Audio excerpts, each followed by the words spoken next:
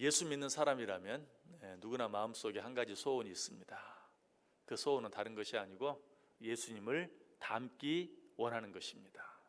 어쩌면 예수를 믿는다라는 말은 예수를 닮기 원한다라는 말과 같은 말일 수도 있어요.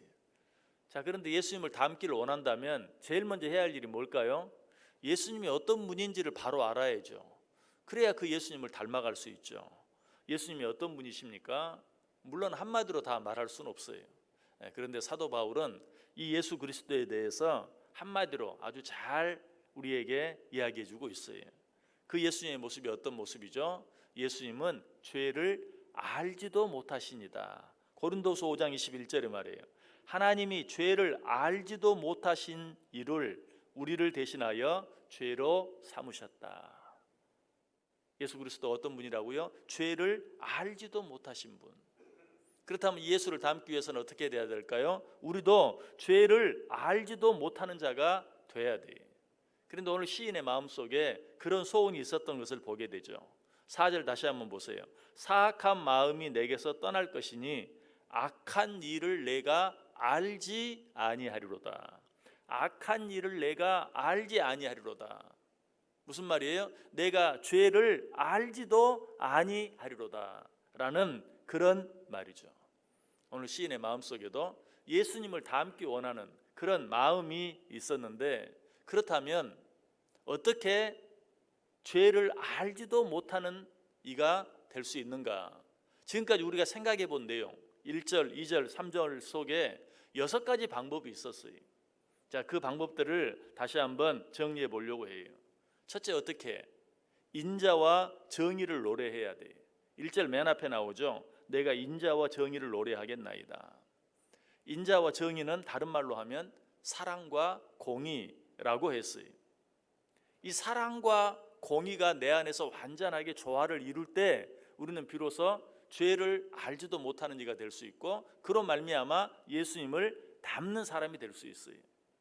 어떻게 사랑과 공의가, 인자와 정의가 내 안에서 조화를 이룰 수 있는가? 인자와 정의를 노래한다는 말이 무슨 말일까요? 내 안에 인자와 정의가 조화를 이룬다. 우리는 우리 자신에 대해서는 너무 인자해요. 그러나 다른 사람에 대해서는 너무 정의감이 넘쳐요. 그래서 나의 잘못에 대해서는 너그러우면서 다른 사람의 잘못에 대해서는 너그럽지 못해요. 그러나 사실은 바뀌어야 돼요.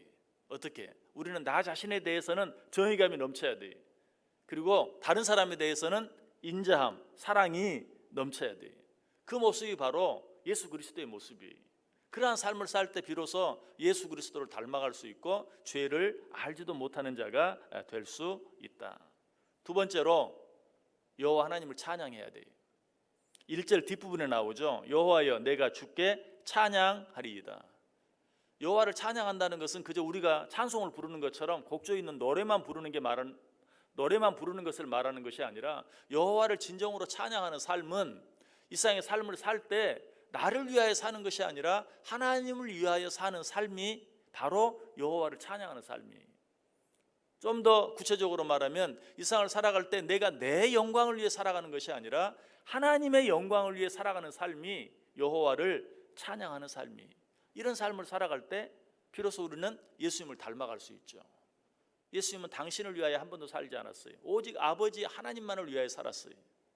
그 삶이 예수님의 삶이요, 그러한 삶을 살아드리는 것이 예수님을 닮아가는 삶이다. 세 번째로 예수님을 진정으로 닮아가기 위해서는, 그래서 죄를 알지도 못하는 자가 되기 위해서는 완전한 길을 주목해야 돼요. 2절 앞부분에 나옵니다. 내가 완전한 길을 주목하오리니 주께서 어느 때나 내게 임하시겠나이까. 우리 이 말씀 생각하면서 우리가 완전한 자가 된다는 것, 완전한 삶을 산다는 것, 이것은 불가능하다. 그래서 시인은 어떻게 하고 있어요? 내가 완전한 길을 주목하오리니 주께서 어느 때나 내게 임하시겠나이까. 주님께서 언제나 내게 오셔서 나를 도와주셔서 나로 하여금 완전한 삶을 살게 해주시겠나이까.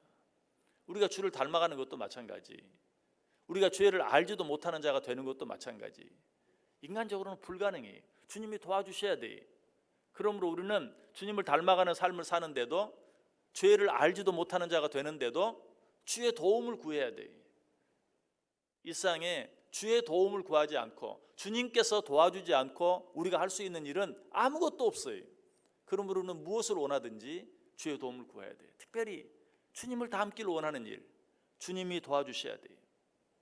그러므로 우리는 주여 내가 죄를 알지도 못하는 자가 되기를 원합니다. 주여 내가 주님을 닮아가기를 원합니다. 주여 어느 때에 내게 임하셔서 나를 도와주시겠나이까? 나는 주의 도움이 필요합니다 라고 늘 구하며 살아야 돼요. 그때 비로소 우리는 주님을 닮아갈 수 있게 된다. 네 번째로 우리가 정말 주님을 닮아가기를 원하고 그리고 죄를 알지도 못하는 삶을 살기 위해서는 내 집 안에서부터 완전한 삶을 살아갈 수 있어야 된다고 말씀드렸어요. 2절 뒷부분에 나오죠. 내가 완전한 마음으로 내 집 안에서 행하리이다. 자기 집에서조차 완전한 삶을 살지 못하는 자라면 어떻게 예수님을 닮아갈 수 있겠어요?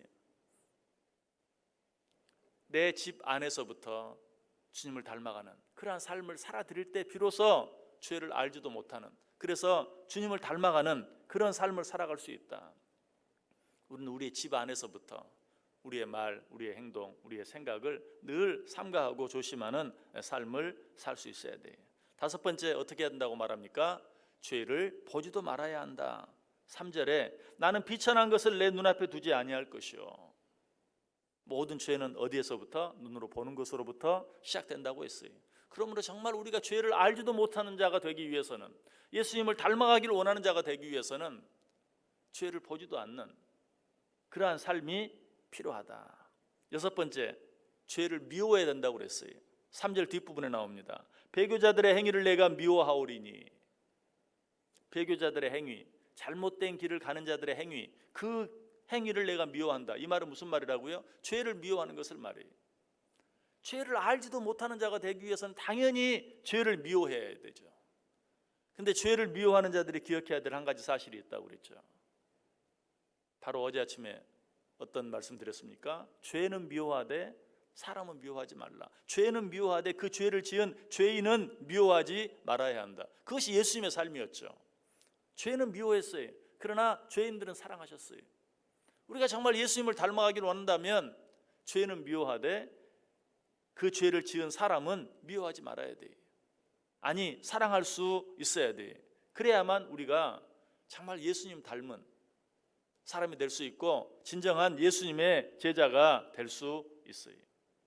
자, 이 6가지 내용을 우리가 잊지 않고 살아갈 때 어떻게 됩니까? 4절 보세요.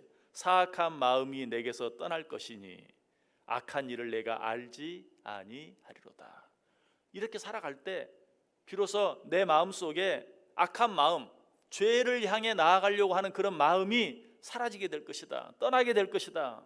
그로 말미암아 내가 악한 일을 알지 아니하게 된다. 죄를 알지도 못하는 자가 된다. 자, 그런데 이 말씀 들으면서 여러분 어떤 생각이 드세요? 아, 그렇게 하면 되겠구나, 그런 생각이 드십니까? 아니죠. 내가 그렇게 할 수 있을까? 방금 6가지 이야기했는데 내가 정말 그렇게 살 수 있을까? 그런 생각이 먼저 들죠. 여러분 너무 염려하지 마세요. 우리는 그렇게 살 수 있는 자들이 못 돼요.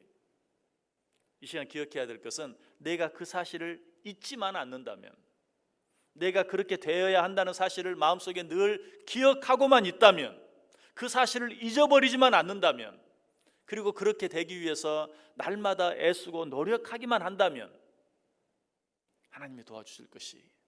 그러므로 우리는 그 결과는 하나님께 맡기고 그 일을 잊지 않기 위해서 애쓰고 그 일을 이루어 드리기 위해서 내가 할 수 있는 데까지 최선을 다하기만 하면 돼요. 그 일이 우리 힘으로 되지 않는다는 사실을 가장 잘 아는 분은 하나님이. 그러므로 내가 그 사실을 붙들고 그 말씀대로 살기 위해서 애쓰는 모습만 보여드리면 나머지는 하나님이 책임져 주시고 나머지는 하나님이 해주세요. 그것이 믿음이. 제가 오늘 아침에 여러분에게 드리고 싶은 말씀은, 그렇다면 우리는 어떻게 해야 되는가? 완전해지는 것 우리 힘으로는 어렵다고 그랬어요. 그러므로 그 도움을 다시 한번 하나님께 구하고 그 결과는 다시 한번 하나님께 맡기면서 나는 어제보다 오늘이 조금 더 낫기 위해서 애쓰면 돼요. 그것이 우리가 할 수 있는 일의 전부예요. 어제보다 오늘이 조금 더 낫기 위해서, 오늘보다 내일이 조금 더 낫기 위해서 한 걸음만 떼는 것이 완전한 삶. 우리는 그런 것들을 생각할 때 아예 시작도 못하고 포기하고 말아요. 예수님을 닮아가는 삶 역시 마찬가지. 내 힘으로는 불가능해. 죄를 알지도 못하는 삶, 나는 그렇게 살아드릴 수 있는 능력이 없어요. 오늘 하루, 아니 우리의 남은 인생을 살아가면서 한 가지만 기억하세요. 어제보다 오늘 조금 더 나은 삶, 오늘보다 내일 조금 더 나은 삶을 위해 한 걸음 더 뛰는 삶, 이것이 우리가 하나님이 부르셔서 이 세상을 떠나갈 때까지 우리가 붙잡고 살아야 될 삶의 모습이에요. 한 걸음 한 걸음, 하루 하루 조금씩, 정말 눈곱만큼씩이라도 예수님을 더 닮아가기 위해서 애를 쓰는 삶, 그러한 삶을 살아드릴 때 어쩌면 나도 알지 못하는 사이에 우리의 모습이 예수님을 닮아가는, 그래서 하나님 앞에 섰을 때 우리는 정말 부족하기 짝이 없는 그런 삶을 살았다 할지라도 우리 하나님께서, 정말 우리를 누구보다 사랑하시는 하나님께서 잘했다, 네가 정말 잘했다 라고 우리를 칭찬해 주실 줄 믿어요. 오늘도 어제보다 나은, 조금 더 나은 삶을 위해서, 그리고 내일 오늘보다 조금 더 나은 삶을 살기 위해서 한 걸음 한 걸음 더 떼며 살아가는 저 여러분 될 수 있기를 주님의 이름으로 간절히 축원합니다.